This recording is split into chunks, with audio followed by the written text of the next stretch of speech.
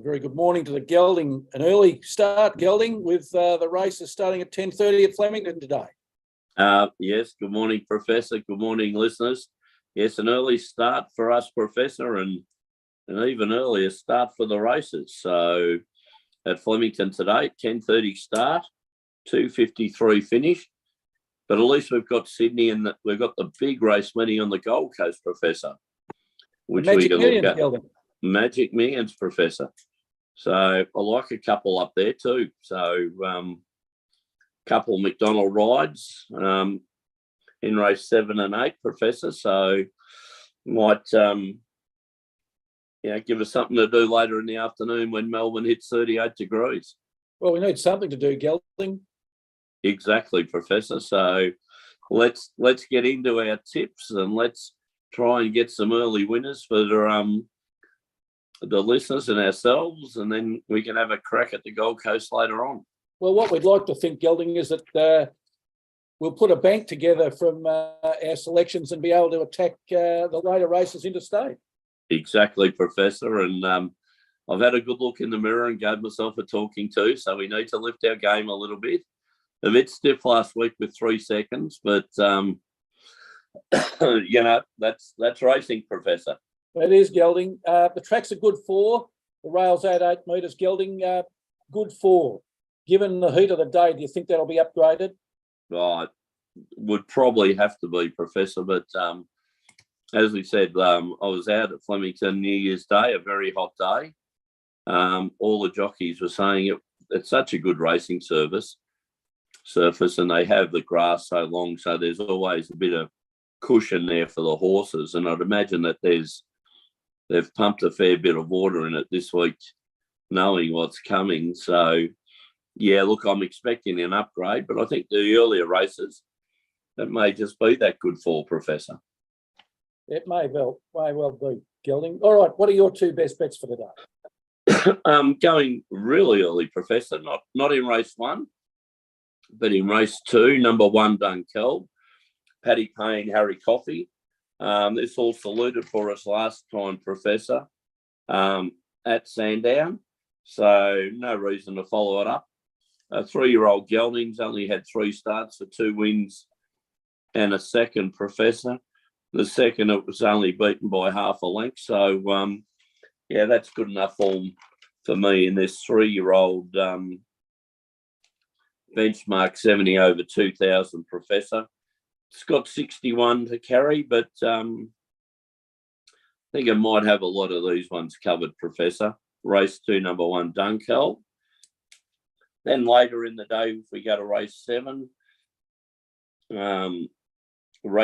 number 3, Here to Shock, trained by Ben and JD Hayes, and to be ridden by probably the best jockey at the meeting in Blake Shin. This horse, resuming last start, ran a very, very good second, was expected to win, a lot of heavy backing. The horse has changed stables, I think, from the Mick Price across to the Hayes' yard. I think it can measure up quite well, Professor. Second up form, it's had 3 goes for one win. Looking back, it's never won first up.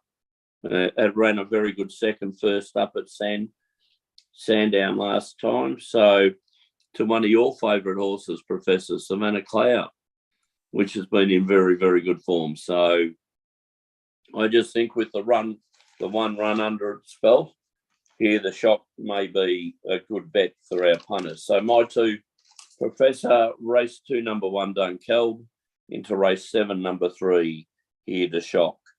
And you like, Professor? Yeah, gelding, in race 5, the Living Legends Plate, 1,400 metre race for fillies and mares, a benchmark 78. I like in that race, gelding, number 2, Forbidden City, coming out of barrier 5. It's had 11 starts for 3 wins and 3 placings, so a 27% win rate, 55% place rate. The sire's I'm Invincible, so hopefully this horse will be invincible today. Over its last 3 races, it's had 2 firsts and a second, including a beaten on the line second Gelding. Yep. Its last start win at Moonee Valley, it was 5 lengths out the back on the turn. Now, you know how short the straight is at Moonee Valley. When I was looking at the replay, I was trying to work out how it won. Well, it won because on the turn it was 5 lengths behind. 100 metres after the turn, it was in front. Yep. And it won by a length and a half going away. So that sort of form will do me. Lukey Nolan's in the saddle. 13% career win rate, but riding for Peter Moody, he's now up to 18% gelding. Yes, Professor. Peter Moody in great form. I think you said he was second on the trainers List, yes. last week. He's got a current win rate over the last 50 of 26%. So that'll do me. It's showing $2.70 and $1.35 at the moment, but it'll start shorter than that. Gelding, I got $3 and $1.40 this morning, so I'm pretty happy. Oh, beautiful, Professor. Good to see it's your turn too. Exactly. All right, my second selection, race 9, the event staff handicap, a benchmark 70 over 1,400 metres gelding. I like in that race, horse 9, Victory Bay, coming out of barrier 10, had 9 starts for 2 wins and 5 placings, a 22% win rate, a 78% place rate. So you think's the sire gelding, so a very good sire for a horse. This campaign, it's had a win, 3 seconds and a 4th, and 2 of those seconds, gelding was running against a course called Drop the Mic. Yes, Professor. So I know the form of this race fairly well, Professor. And look, as I said, it ran against Victory Bay, ran last start on, again, a very hot day at Flemington on the 1st of January. I thought it was a bit disappointing and it didn't win, with Jamie Carr on board. Luke Nolan hops back on board. It's going to be right in it, Professor. So, yeah, I'm quite happy with the bet. And hopefully round about the 350 mark, Professor. Showing 280 at the moment, but I did get 330 this morning, gelding. So well done, Professor. The danger to it, I would say, might be number 2. Superazi, which ran 4th in that same race on New Year's Day, was coming home very, very well. And the other one I like in it, we didn't race against, was number 10, British Columbia. But yeah, look, I like Victory Bay, and good to see that you're forgiven Luke Nolan from Run and Ride fame. Or have you given up on Run and Ride now? I think I've given up on Run and Ride, gelding. I think we both agreed that after its last start, when we gave it a forgive, the last start was terrible. Yes, still reckon first up it should have been a bit closer, but you're more forgiving than me, Professor. Now, gelding, a question without notice. What was the horse that you just mentioned, number 2? Superazi. Okay, it ran on New Year's Day. Yes. In the last race. Yes. And Victory Bay, it ran on New Year's Day in the last race. Yes. Is your horse running today, gelding? No, those horses seem to be in the same races all the time. Yeah, Professor. Yeah, surprisingly, we're not racing, but then again, Ben Bisborn and Peter Moody, I'd be happy if either of those were training Drop the Mic. Yes, well, but they're not, unfortunately. Unfortunately, they're not, Professor. All right, my 2 selections for the day, gelding. Race 5, horse 2, Forbidden City. Race 9, horse 9, Victory Bay. And hopefully that gets us off to a great start for the parlay. Gelding, the parlay. Oh, Detonator Jack. Oh. Detonator Jack. 6 lengths in the rear at the 800. 7 lengths on the corner. Gets up to Sosie Bon and you think, we're right. The parlay's almost home. Sosie Bon just would not stop. Kept on going, Professor. Kept on going. Detonator Jack just cruised up, well held, and you were just thinking how far it was going to win. It was going to win by 4 lengths, wasn't it, gelding? Oh, look, I thought it was home, but look, 2 things on that, Professor. I went back and looked at all those Sandown races, and yes, Detonator Jack was ridden and had every chance to win. I just noticed last week on the track that horses where they were coming from, about 8 wide, they would cruise up and they'd hit the 200-metre mark, and horses on the inside would kick. And this was in all the races, Professor. Maybe there was a So fast nothing lane was building. winning. Nothing was winning from out in that 8 to 10 lane. It's just like they've gone from travelling beautifully to struggling, and the fast lanes seem to be more on the inside. So I'm not giving up on Detonator Jack, Professor, but maybe the successful Professor's parlay, we should take a place bet on the horse, and Well- then your two selections. Yes, the odds would be a bit shorter, Professor, but we'd be collecting, buddy, 9 times out of 10, wouldn't we? Well, yeah, we would, Gelding. We'll reassess after today, all right? But Yeah. now, Gelding, we've talked about opinions before, okay? Yes, and If you've I had been, have had your the opinion- opinions have been. I know you get paid for your opinions, Professor, Yeah. in another form of life, but No, I'm just gonna say this, Gelding. If I had have had the opinion last week that Soci Bond would have beaten Detonator Jack, I don't think you would have thought much of that opinion, would you? And neither would I. Professor, I would have lambasted you for that opinion, Yeah, I know. and would have continued on thinking that, that's not going to happen. Yeah. But Paid that's racing. $8.40 Gelding to win. No, So not many people thought it was going to win anyway. well, it's been a while since it's won. A very good horse, Soci Bond. Oh, it has been a very good horse, Gelding. Yeah, and wish we owned it, Professor. Yeah, it's got $2 million in the bank.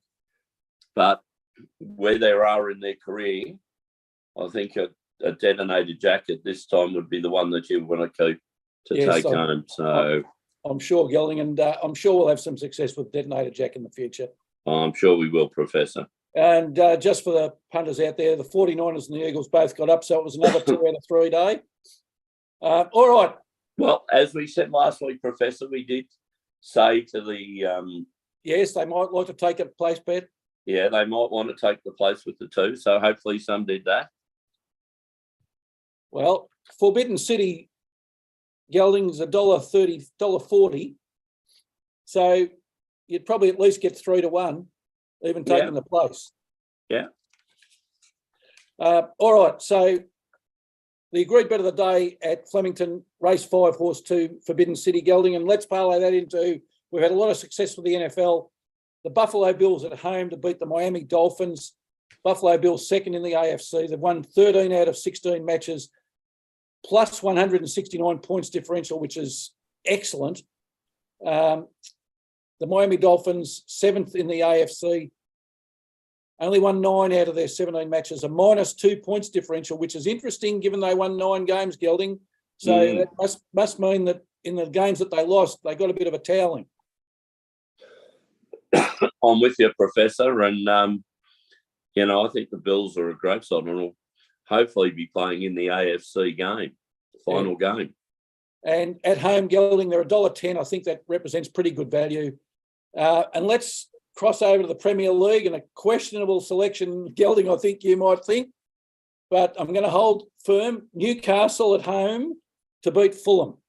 Oh, Professor. Is this the Newcastle side that got kicked out Of the FA Cup by Sheffield Wednesday, 2-1. Yes, Gelding. Now, Sheffield Wednesday are... They're in the Second championship, division? Gelding. Sorry? They're in the championship. No, they're in Okay. Div 1. They're in Div They've 1. won. Yep. So they're in a lower grade 2 lower grades. and they beat them, Yes, and you're picking them in a championship game. yes. Logic Well, logic. They're playing at or home. an opinion? No, logic. They're playing at home. Their points differentials plus 21. They've got an excellent home record, Gelding. They weren't playing West Sheffield Wednesday at home. Did you see the pictures on television of the Newcastle match, the most recent home game? Yes. Yes. I'd hate to be playing there when they're playing at home, Gelding. Fulham only a +4 goal differential. When they last met, Gelding, in October at Fulham, Fulham won, Newcastle 4. And if Newcastle are scoring, they score heavily. Professor, as I said, as we said before, I think the FA Cup losses certainly put a sting in their tail, and Well, they've come out. They've come out to hopefully prove that form wrong in the games that have come. So I hope they continue that form. Well, as you said before we went to air, Gelding, it might have been the loss that they needed. Yes, could have been the one that gave them the kick up the arse to get them firing, Professor. Exactly, Gelding. All right, Gelding. Well, that's it for today. And hopefully the horses will all make it through the day, given it's a very hot day. You mentioned you had a couple of selections for the Gold Coast and the Magic Millions. What were they? Oh, Professor, as we've said many times on this show, big carnivals, you just don't go past Jay McDonald. J Mac in form. The Snowdens, he's riding 2 for the Snowdens today in the main races. No better trainers preparing horses for a given task. So I like race 7, horse 3, Empire of Japan in the 2-year-old race 7. And then in the 3-year-old Guineas race, race 8, horse 14, Russian Conquest, which ran second to Coolangatta last year in the 2-year-old race, Professor. So, and a lot of horses have a lot of history of going up to the Magic Millions every year and keep on performing well. So I like both Empire of Japan and Russian Conquest in the 2 main races today, both worth $2 million, Professor.